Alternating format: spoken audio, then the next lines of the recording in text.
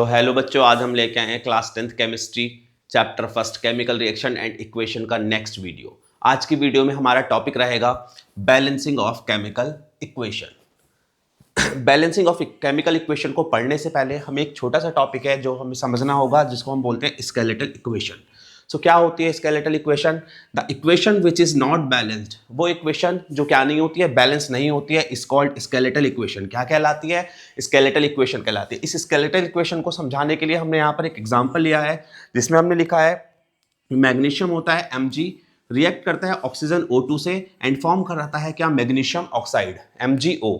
तो अगर हम इस इक्वेशन को ऑब्जर्व करें तो यहाँ हम देख सकते हैं कि जो रिएक्टेंट साइड है और जो प्रोडक्ट साइड है, रिएक्टेंट साइड जो Mg है वो उसके 1 एटम है और प्रोडक्ट साइड Mg का भी 1 एटम है। लेकिन जब हम ऑक्सीजन की बात करते हैं तो रिएक्टेंट साइड जो ऑक्सीजन है उसके 2 एटम है, लेकिन प्रोडक्ट साइड ऑक्सीजन का 1 एटम है। तो यहाँ पर हम देख सकते हैं कि ऑक्सीजन जो है यहाँ 2 एटम है और प्रोडक्ट साइड 1 एटम है। तो ऐसी इक्वेशन जो बैलेंस ना हो, उस इक्वेशन को हम नाम देते हैं क्या? Skeletal equation. अब हम बात करेंगे बैलेंस्ड इक्वेशन। तो पहले हम बैलेंस्ड इक्वेशन की डेफिनेशन देखते हैं कि बैलेंस्ड इक्वेशन क्या होती है। सो द इक्वेशन इन विच, वो इक्वेशन जिसमें द नंबर ऑफ एटम्स, जो एटम्स के नंबर हैं of each element on the reactant and product side, कि जो कोई भी ऐसी इक्वेशन जिसमें जो नंबर ऑफ एटम है रिएक्टेंट साइड भी और प्रोडक्ट साइड भी कैसे हो, आर इक्वल, बराबर हो, उस इक्वेशन को हम नाम देते हैं बैलेंस्ड इक्वेशन। अब यहां से सवाल यह आता है कि हमें हर एक केमिकल इक्वेशन को बैलेंस करना क्यों जरूरी है? तो किसी भी केमिकल इक्वेशन को हम बैलेंस करते हैं to follow the law of conservation of mass. किसको फॉलो करने के लिए? Law of conservation of mass को फॉलो करने के लिए। अब ये जो law of conservation of mass है, ये आपने क्लास 9th में पढ़ा था, जो हमें बताता था कि mass can neither be created nor be destroy in a chemical reaction and the number of total reactant is always equals to number of total product. देखिए जैसे यहां पर इस इक्वेशन को देखें हम, तो यहां पर Mg कितना एटम है? 1 एटम। इधर भी Mg का कितना एटम है? 1 एटम। बट यहां ऑक्सीजन कितने एटम है? 2 atom. But product side oxygen का कितना एटम है? 1 एटम। तो हमें क्या करना है? ये ऑक्सीजन बैलेंस करना है रिएक्टेंट एंड प्रोडक्ट साइड। तो हम क्या करेंगे? यहां पर 2 ऐड करेंगे। जैसे ही हमने यहाँ पे 2 ऐड करा तो यहाँ पर हमारा ऑक्सीजन भी 2 हो गया और रिएक्टेंट साइड भी ऑक्सीजन कितना हो गया? 2। बट अब क्या हुआ? जो मैग्नीशियम था वो मैग्नीशियम क्या हो गया? अनबैलेंस्ड हो गया। देखें प्रोडक्ट साइड जो मैग्नीशियम है वो कितने हो गए? 2, बट रिएक्टेंट साइड मैग्नीशियम कितना हो गया? 1 ही है अभी भी। तो इस मैग्नीशियम को बैलेंस करने के लिए हमें क्या करना पड़ेगा? इसके मैग्नीशियम के पहले ऐड कर देना होगा 2। अब हम इस इक्वेशन को चेक करें तो ये हमारी इक्वेशन जो है बन गई है बैलेंस्ड केमिकल इक्वेशन।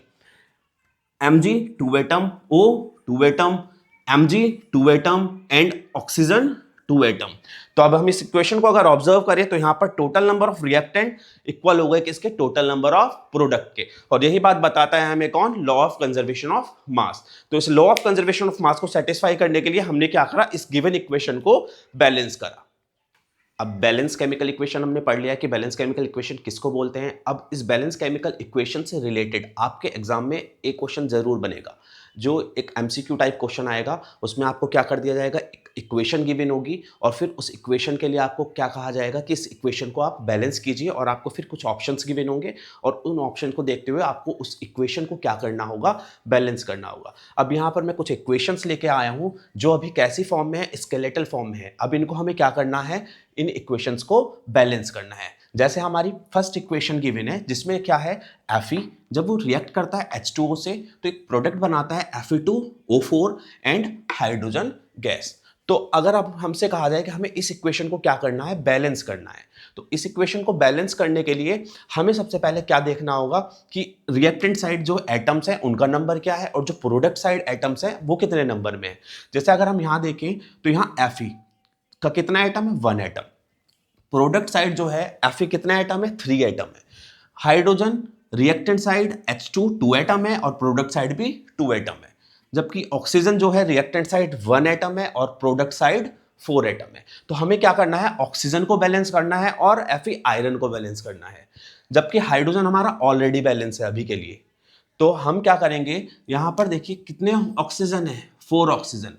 तो जैसे रिएक्टेंट साइड जो एलिमेंट कम नंबर में, जैसे सिंगल है Fe सिंगल फॉर्म में, तो इसको हमें बाद में बैलेंस करना है। पहले हमें किसको बैलेंस करना है? जो नंबर में ज्यादा है। जैसे O और यहाँ पर कितने एटम है, 4 एटम है, तो हमें रिएक्टेंट साइड भी क्या करना होगा, 4 एटम करना होगा। तो हम जब भी किसी एटम को बैलेंस करेंगे तो जैसे O है, तो अगर मैं यहाँ पर 4 कर देता हूँ तो ये O4 हो गए, लेकिन हमें ऐसा नहीं करना है। हमें जब भी कोई नंबर ऐड करना है तो वो कहाँ पर ऐड करना है, रिएक्टेंट के स्टार्टिंग में ऐड करना है। तो यहाँ पर कितने ऑक्सीजन है, 4, तो हम क्या करेंगे, H2O से पहले 4 ऐड करेंगे।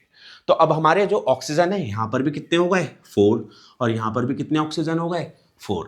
अब हम देखेंगे हाइड्रोजन, 4 2 जा 8, तो रिएक्टेंट साइड कितने हाइड्रोजन है, 8। अब हम अगर प्रोडक्ट साइड देखें तो H2 ओनली हाइड्रोजन के जो है कितने एटम है, 2 एटम है। तो अगर मैं यहाँ पर 4 ऐड कर देता हूं तो यहाँ पर भी क्या हो जाता है, 4 2 जा 8। रिएक्टेंट साइड भी हाइड्रोजन के 8 एटम हो गए, प्रोडक्ट साइड भी हाइड्रोजन के 8 एटम हो गए। अब बचता है कौन, Fe। मैंने बताया था Fe को हमें सबसे लास्ट में बैलेंस करना है, तो यहाँ पर कितने Fe है, 3। तो हम क्या करें, Fe यहाँ 3 ऐड कर दें, नहीं, हमें जो 3 है बैलेंस करने के लिए वो कहाँ ऐड करना है, रिएक्टेंट के पहले। तो हम 3 कहाँ पर ऐड करेंगे, यहाँ पर। अब हम अगर इस इक्वेशन को चेक करें तो ये इक्वेशन हमारी बैलेंस हो चुकी है। कैसे, reactant side 3Fe, product side 3Fe, reactant side hydrogen का नंबर 4 2 जा 8, प्रोडक्ट साइड हाइड्रोजन का नंबर 4 2 जा 8, रिएक्टेंट साइड ऑक्सीजन का नंबर 4, प्रोडक्ट साइड ऑक्सीजन का नंबर 4। तो ये इक्वेशन जो है हमारी क्या हो चुकी है, बैलेंस हो चुकी है। उसके बाद हमारी सेकंड इक्वेशन गिवन है। फर्स्ट इक्वेशन सभी को समझ में आई, कोई प्रॉब्लम? अगर किसी को कोई प्रॉब्लम है तो मुझे कमेंट करके बता सकता है कि हमें ये चीज समझ में नहीं आई या ये चीज समझ में नहीं आई। ठीक है, अब आते हैं हम अपनी सेकंड इक्वेशन पर, जो है BeCl2। जब बेरियम क्लोराइड जो है H2SO4 सल्फ्यूरिक एसिड से रिएक्ट करता है तो वो प्रोडक्ट बनाता है BaSO4 barium sulphate and HCl hydrochloric acid. तो इस इक्वेशन को भी हमें क्या करना है, बैलेंस करना है। तो इस इक्वेशन को बैलेंस करने के लिए क्या करना पड़ेगा, देखो Ba, reactant side Ba single, product side Ba single, reactant side SO4 sulphate single, product side single, तो सल्फेट भी बैलेंस है, Ba भी बैलेंस है। प्रॉब्लम कहां पर है, हाइड्रोजन और क्लोरीन में।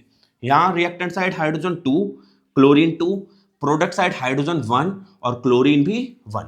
तो हम क्या करें, अगर HCl के पहले 2 ऐड कर दे तो ये इक्वेशन क्या हो जाएगी, हमारी बैलेंस हो जाएगी। इसको हम एक बार चेक कर सकते हैं, Ba का 1 एटम, Ba का 1 एटम, Cl 2 है, प्रोडक्ट साइड भी Cl कितने हो गए, 2, रिएक्टेंट साइड हाइड्रोजन 2 है, प्रोडक्ट साइड भी हाइड्रोजन कितने हो गए, 2, रिएक्टेंट साइड SO4 1 है और यहाँ प्रोडक्ट साइड भी SO4 क्या हो गया, 1। तो ये इक्वेशन हमारी क्या हो गई, बैलेंस हो गई। सेकंड इक्वेशन में किसी को कोई प्रॉब्लम? अगर किसी को कोई प्रॉब्लम है तो मुझे कमेंट करके पूछ सकते हैं आप। अब आते हैं हम थर्ड इक्वेशन पर, जो है CaOH का होल ट्वाइस कैल्शियम हाइड्रोक्साइड जब रिएक्ट करता है HNO3 मतलब नाइट्रिक एसिड से, तो वो फॉर्म करता है CaNO3 का whole twice calcium nitrate and H2O water. तो इस इक्वेशन को भी हमें क्या करना है, बैलेंस। अब ये स्केलेटल इक्वेशन की फॉर्म में है, इस इक्वेशन को हमें अभी क्या करना है, बैलेंस करना है। तो कैसे करेंगे इस इक्वेशन को बैलेंस? अगर हम इक्वेशन को ध्यान से ऑब्जर्व करें तो हम देख रहे हैं कि जो NO3 है, NO3 क्या होता है, नाइट्रेट आयन। ये कितने नंबर में यहाँ पर होल ट्वाइस गिवन है, यानी कि कितने NO3 है प्रोडक्ट साइड 2, जबकि हम रिएक्टेंट साइड देखें तो NO3 टोटल कितना है, 1। तो मैं क्या करूं, अगर मैं यहाँ पर 2 ऐड कर देता हूं तो हमारे रिएक्टेंट साइड में NO3 कितने हो गए, 2, और प्रोडक्ट साइड पहले से ही 2 थे। नाइट्रेट बैलेंस हो गया, कैल्शियम पहले से ही बैलेंस था। अब हमें क्या देखना है, हाइड्रोजन एंड ऑक्सीजन। तो रिएक्टेंट साइड अगर हम ऑक्सीजन देखें, 2A वाले ऑक्सीजन एंड 2A वाले ऑक्सीजन, और नाइट्रेट में जो थे वो तो यहाँ पर हमारे बैलेंस ऑलरेडी हो चुके हैं। तो हमारे पास कितने ऑक्सीजन बचे यहाँ पर, 2, और हाइड्रोजन कितने हैं रिएक्टेंट साइड, 2A वाले हाइड्रोजन एंड 2A वाले हाइड्रोजन। तो total number of hydrogen on reactant side is 4। तो हमें क्या करना है, प्रोडक्ट साइड भी हाइड्रोजन क्या करना है, 4 करना है। तो 4 करने के लिए हम क्या करें, वाटर के मॉलिक्यूल से पहले हम क्या ऐड कर दें, यहाँ पर अगर 2 ऐड कर दें तो 2 2 जा 4, हाइड्रोजन कितने हो गए प्रोडक्ट साइड 4, रिएक्टेंट साइड कितने हाइड्रोजन थे, 4, रिएक्टेंट साइड ऑक्सीजन कितने हैं, 2, प्रोडक्ट साइड ऑक्सीजन कितने हो गए, 2। तो ये इक्वेशन भी हमारी क्या हो गई, अब बैलेंस हो गई।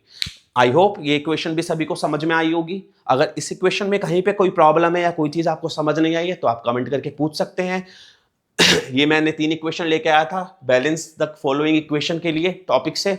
अगर आपको और आगे भी इस तरह के क्वेश्चंस पूछने हैं या जानने हैं या और क्वेश्चंस प्रैक्टिस कराने हैं कौन से टॉपिक से, बैलेंस केमिकल इक्वेशन टॉपिक से, तो आप कमेंट सेक्शन में मुझे कमेंट कर सकते हैं, मैं आपको और क्वेश्चंस की भी प्रैक्टिस करा दूंगा। Okay, thank you.